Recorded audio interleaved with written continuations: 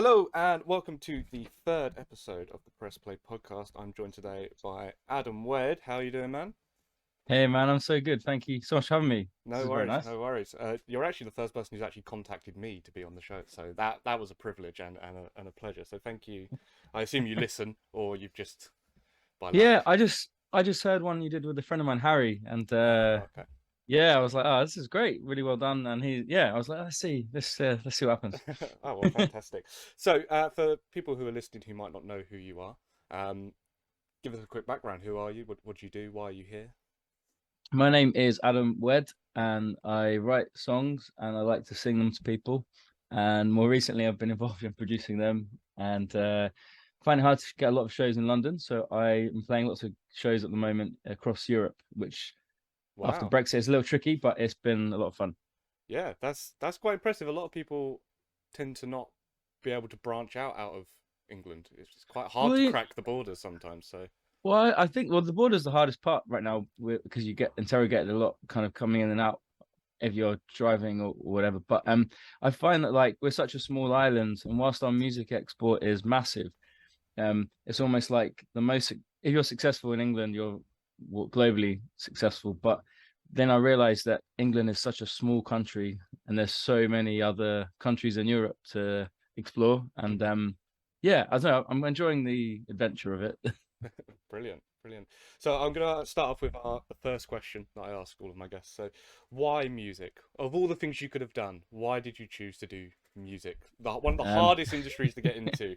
Why did you decide to tackle that?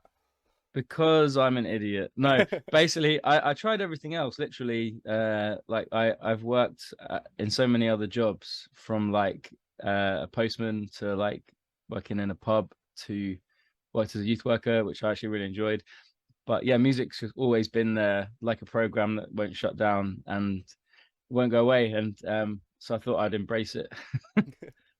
So, so what were your inspirations for doing music? So, who is it that you listened to and thought, yeah, I want to do that? Yeah. So I used to listen a lot to Guns N' Roses and Michael Jackson and Phil Collins, and my mum used to play Cliff Richard. But then as I got older, I got into pop punk and I wanted to be like Blink 182. Hmm. Um, and yeah, and then through the years, just like any well-written, honest song, I guess. And yeah, I've always been writing music when I should be doing something else. So you've been writing music for a long time then, but is it only recently that you started to think I'm gonna actually do something with that? Yeah, it was in the year 2018, 2019. I thought let's do something with this. And it was all great. And I was playing shows in like Chicago and New York, and then we had a pandemic, and then we had the tail end of Brexit.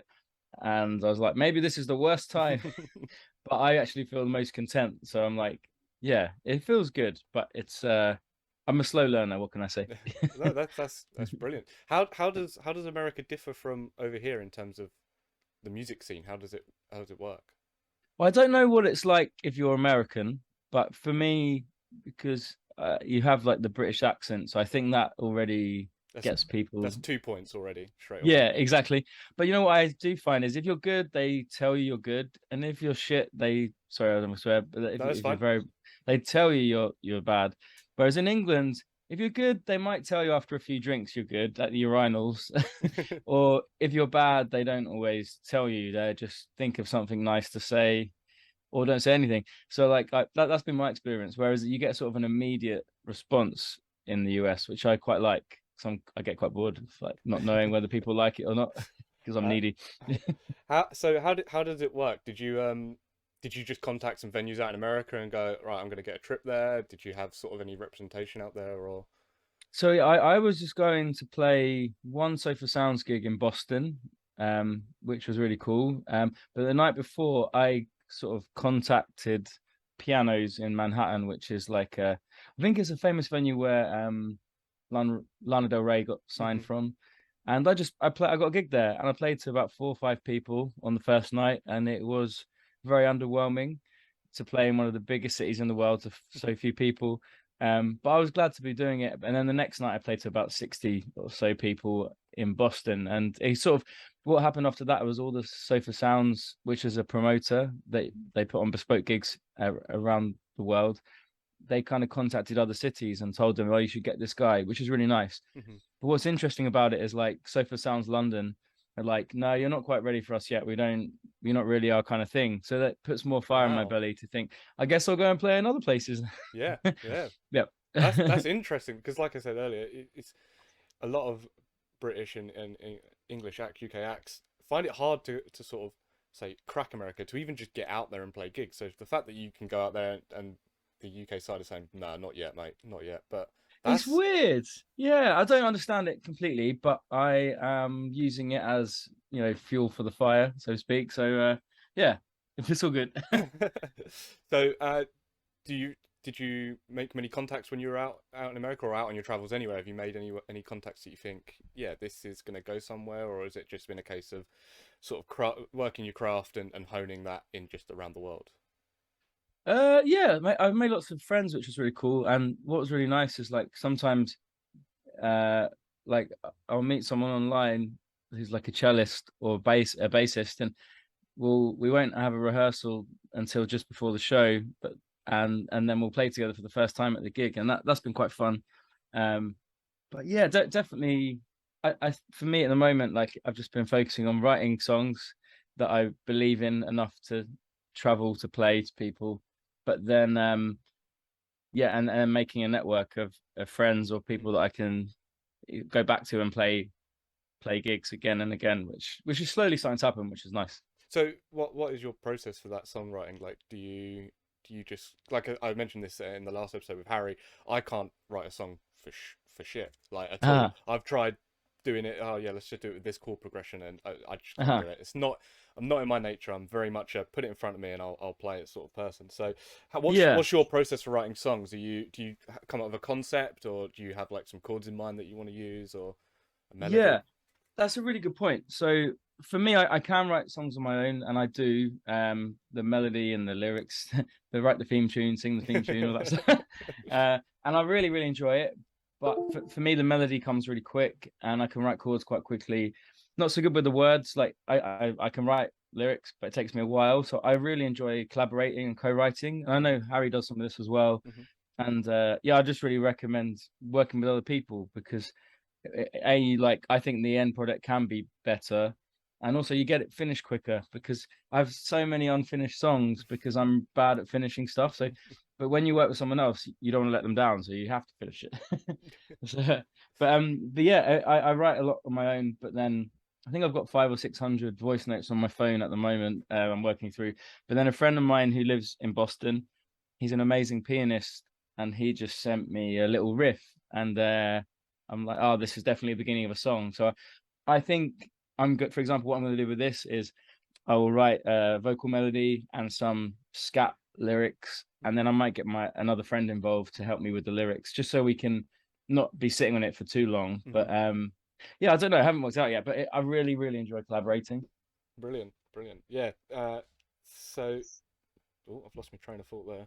That's good, isn't it, for an interview and a podcast? That sound Train of Thought there. is a really good album by a band called Dream Theater. That's if you know that band, they're I know amazing. who Dream Theater are. Yeah, Yeah, brilliant. yeah, Um, yeah, yeah. so you work with sorry, I'm reading through a sort of another interview that you've done, so just taking some notes from there.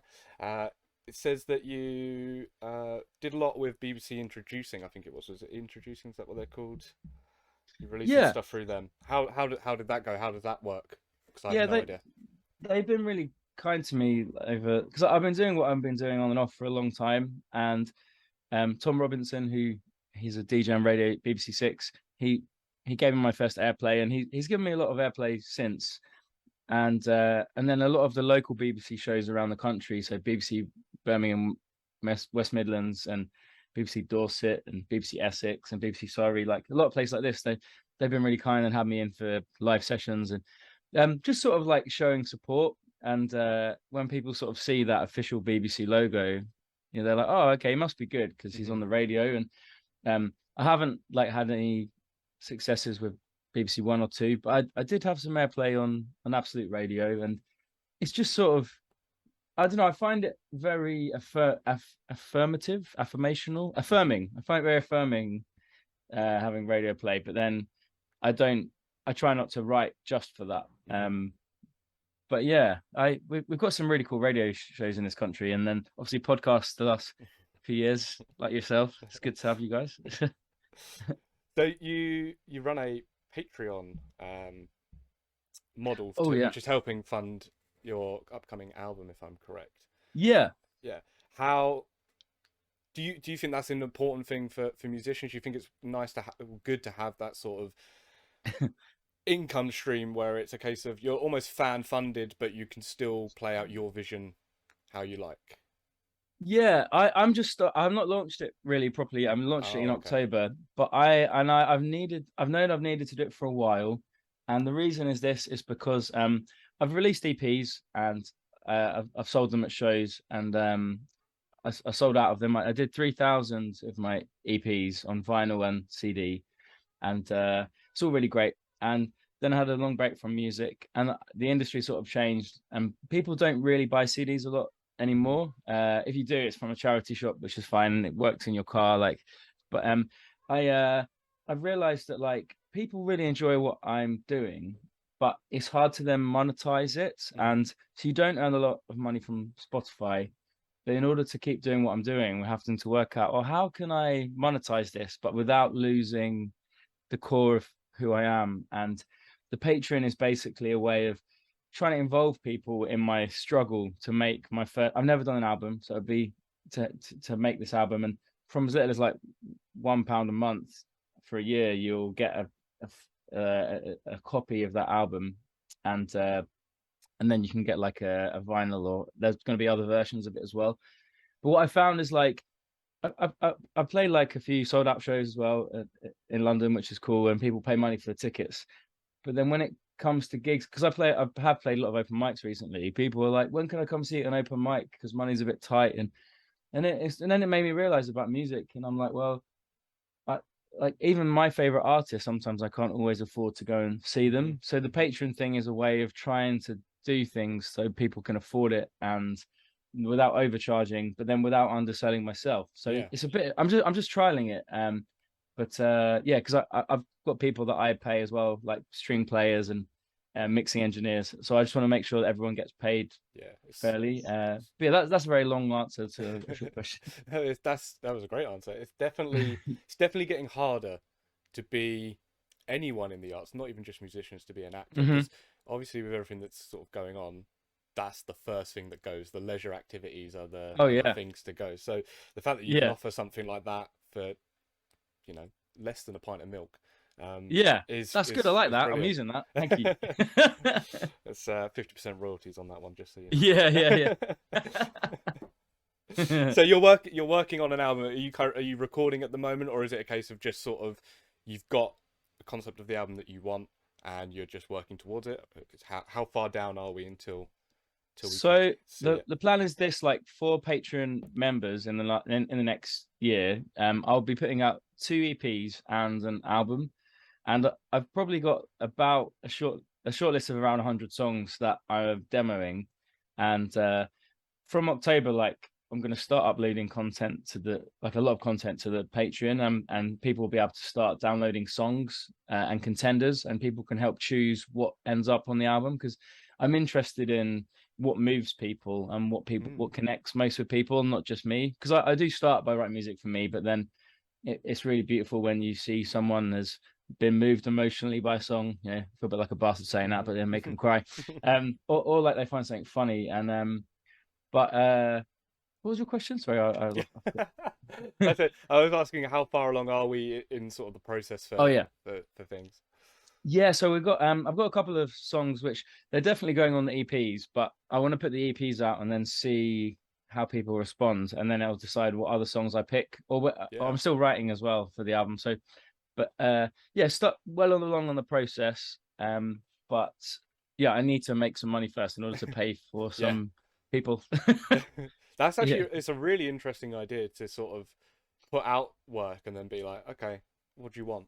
What do you want in the full package? I don't think I've ever heard of anyone ever doing yeah. that. So that's really interesting and be Well, interesting to see you how know that how works. some artists are like, I just write for me. I don't care what anyone else thinks, and I think that's completely fair enough. But then other people solely write, oh, what do the people want? I must give it to them. And I think it definitely the best my opinion, the best music is music that connects with the writer and everyone.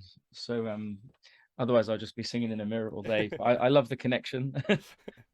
um, so how would you describe your music to anyone who's never heard it before? How would you describe it? What's sort of the thing that sells Adam Wedd? uh I think it got described once as pensive pop, so like thoughtful pop music, and Hmm. I think that's what it is. And I think Harry does something similar. I really love what he does, and I actually both the Harrys, my boys, Harry Styles and Harry Leo, and I really I do like earworms and really catchy hooks, whether it's in a metal song or it's in a like a 2 minute pop song. And but the EPs I'm putting out, one is piano ballads with a live orchestra and my vocals, and the other one is like a big pop indie pop sort of sound record. Hmm. Uh, so I'm trying to like explore both ends of the spectrum, and maybe there'll be some collaborations in there as well. Like I've worked with some rappers in the past. I just still I've spent the last couple of years like really exploring different genres and seeing where I feel most comfortable, but then where it challenges me the most. And Hmm. yeah, I feel like we're getting closer to something that is it feels very special. Fantastic. Yeah, that sounds great. So you're still sort of, because that was going to be my next question, is are you happy with how you're sounding right now? But it sounds like you're still sort of trying to explore who you are as an artist, despite having an idea of where you think you are and what you want. Yeah. Yeah. So you sort of answered I the next question, yeah, really. I'm happy. Yeah, my voice has been a little bit like poorly the last few weeks, but I think that's down to beer drinkage, which I am having to curtail. I mean, it's important. It's probably the second most important thing of being a musician is the alcohol you consume. So, you know. Oh, there's always like people always happily buy you a pint or pay you in alcohol, Hmm. but they won't necessarily buy an EP or a Yeah. t-shirt. And there's one time famously, oh, not famously to me, but like someone wanted me to play at in Sheffield's, and they're like, we can't pay you, but we can give you loads of beer. And I'm like, that's great, but I can't get there on beer like Yeah. from London. Yeah. But I really appreciate the sentiment, but it's just not always practical. Yeah, that's definitely one of the struggles I find. Like, I've only ever really played music in my local area, and I think I've been paid for 2 gigs with actual money. Everything Yeah, else has been like, yeah, we'll pay for your meal and give you drinks for the night and stuff yeah. like that, which is Well, which is great yeah, when you're 16 and yeah. they think you're Well, that's the 18. thing. Well, you know what? Like the thing they say, you probably heard this as well. Like, if you ever heard people say, "We can't pay, but we'll give you exposure," and I'm Hmm. like, "What? Are you going to flash me like Yeah. that kind of exposure?" But then the opposite is like I'm going to play in Germany in a few weeks, and I'm playing a few gigs already. So I thought I'd hustle and try and get booked a few more. And I emailed um the Hard Rock Cafe in Berlin, Hmm. and the first question was, "Oh, we like what you're doing. When can you come play?" So I told them some dates, and then they were like, "How much do you charge?" I was like, "This is very refreshing." So I told them a particular amount of money, and then they basically doubled it. And I was like, "This is great." um, so I think it's just this country. Like, if you really want to play music and you know that people will enjoy it, then I think you can make some money doing it. But this country is tough, and I think and I include myself in this, like as a consumer of music, I don't pay for a lot of music. I pay a Spotify subscription, but the artists I really believe in, like, I don't know, I do want to challenge myself in this as well, because I think we haven't quite got it. And I think it's because we're so spoilt with so many Hmm. amazing artists anyway. Um, yeah. Sorry, I'm Yeah. just talking a lot. No, it's fine. That makes my job a lot easier. Yeah, no, that's I'm exactly the same with the in terms of I pay for Spotify. I have a select few artists that from overseas and over here that I will go and watch every single time they're here. I will buy Yeah, a T-shirt, and I ultimately will end up buying the album yeah, physically in some way, whether it's vinyl or CD. So, though yeah, I think it's like I say, it's very hard if there is a band that you enjoy, but they're not yeah, necessarily like up there. It's quite hard to justify being like, yeah, I'll pay £15 for a T-shirt and £6 for an album, and I'll yeah, pay But I think definitely, and goes out to anyone that's listening, definitely if you like a band, an artist, anything, just support them. It's even if it's a couple of quid in a tip jar that they've got on their merch stand, just yeah, because the littlest part. can help massively because everyone's got rent to pay, everyone's got mortgages. It's Yeah. it's a tough business, but Yeah. yeah, sounds like though from what you said, it sounds like you just need to go on a Hard Rock Cafe tour and just hit up all the Hard Rock cafes around, and you'll be set. Do you So know what? If it goes well, that is actually not a bad idea. And maybe London will even be like, yeah, come in, play for us. because there's three in London, isn't there? You got the hotel and then there's the two restaurants. So Oh, is that right? Wow, that's like triple my chances. That's great.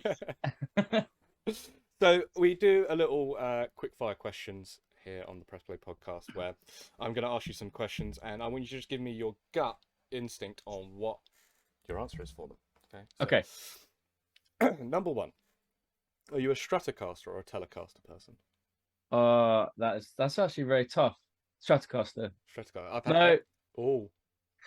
Telecaster. Like Telecasters are great for like that crunchy sound Mhm. and like a riffy shit, but then Stratocaster for just pure rock. Mhm.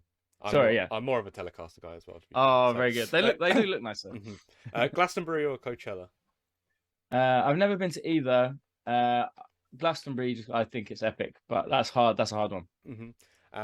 You've probably answered this already technically, but Spotify or Apple Music? Spotify. Yeah, I mean, ideally neither, but I am a slave to the machine. Well, it's so hard to not have one of them now because Yeah. where else are you going to listen to music other than YouTube? Maybe. Yeah, And but even it's then, you've freaking got to pay amazing. for that. Well, I listen to stuff now like reggaeton. I would never listen to that if I had to buy it. But actually, it's exposing me to it, and I really enjoy it when it comes on the playlist. And yeah. Sorry, I'm taking away. No, it's fine. Doja Cat or Nicki Minaj? Oh, Doja Cat. Oh, fantastic. Beatles or the Stones? Beatles, just because I have to. Oh yes, Abbey Road. That's yeah. Well, fair enough. Do you prefer watching a gig in a theatre or a stadium? It depends.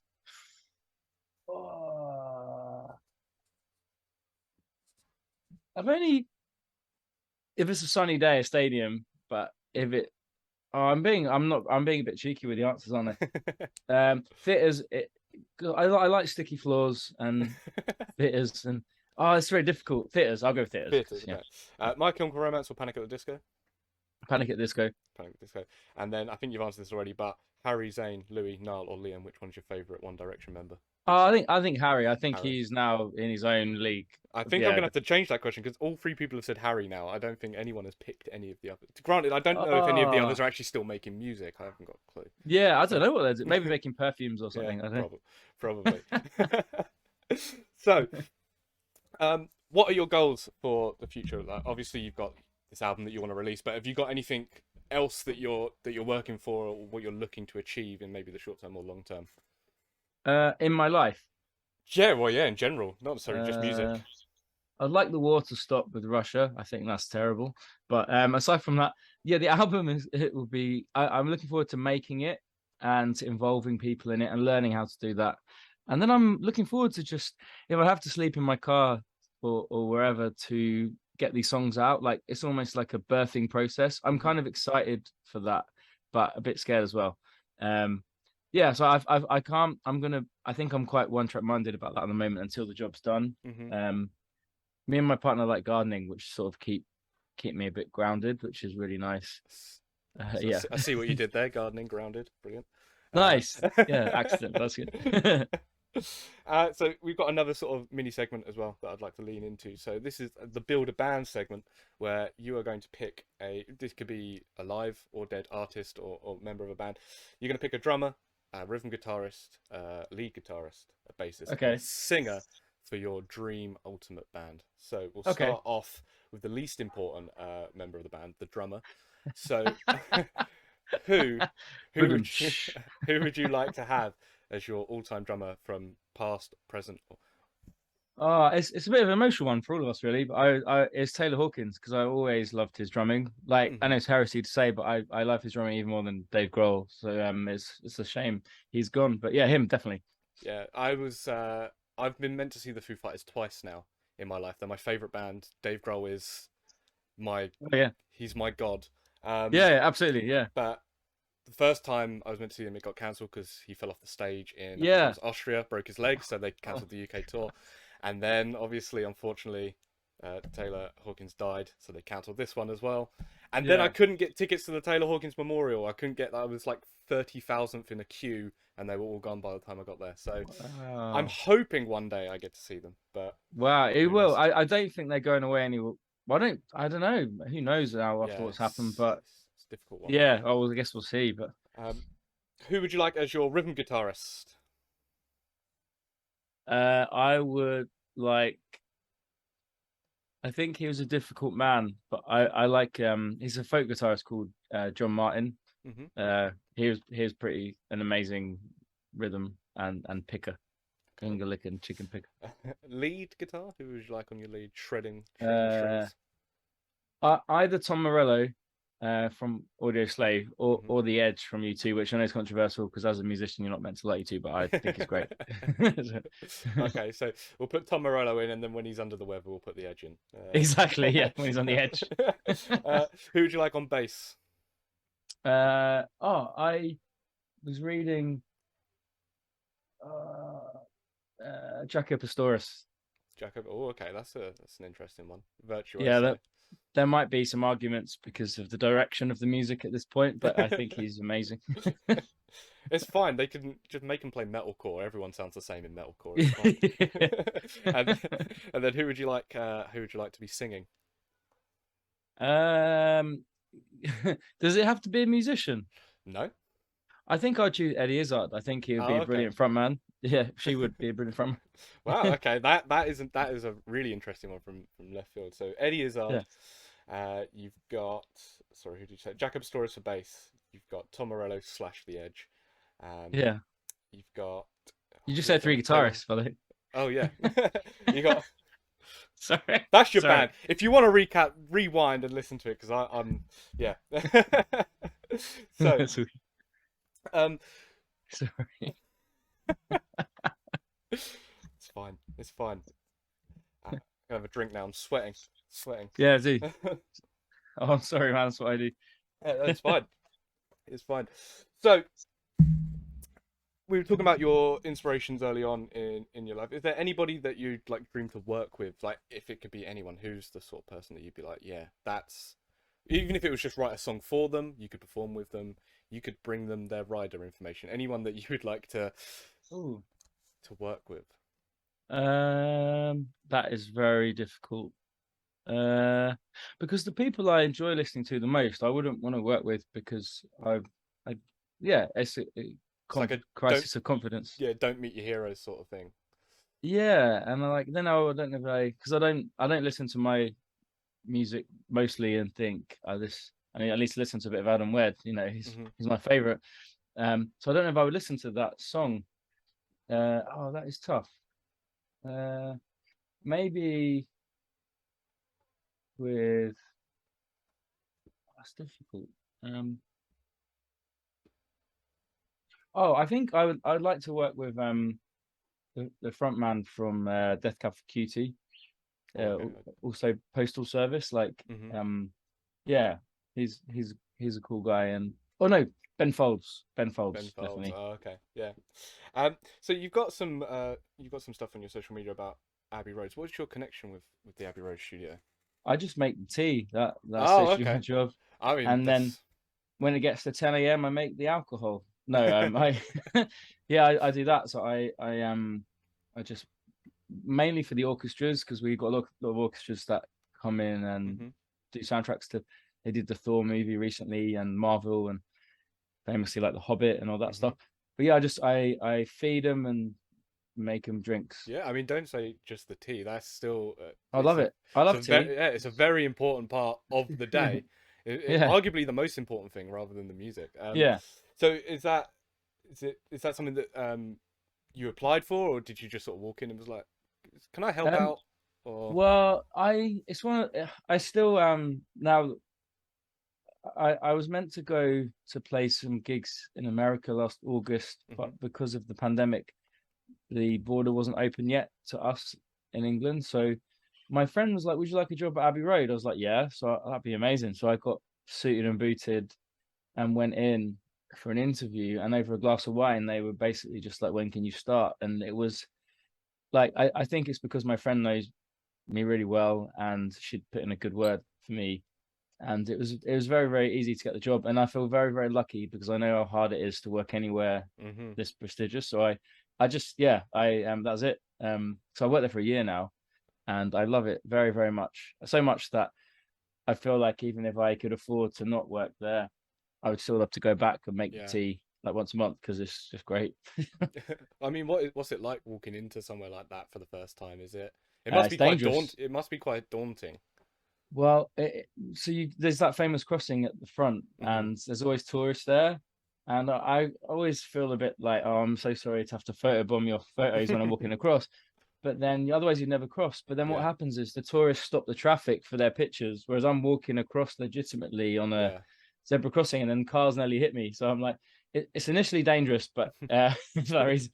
But yeah, it always feels like going into Charlie and the Chocolate Factory or something. It's yeah, Yeah. Willy Wonka.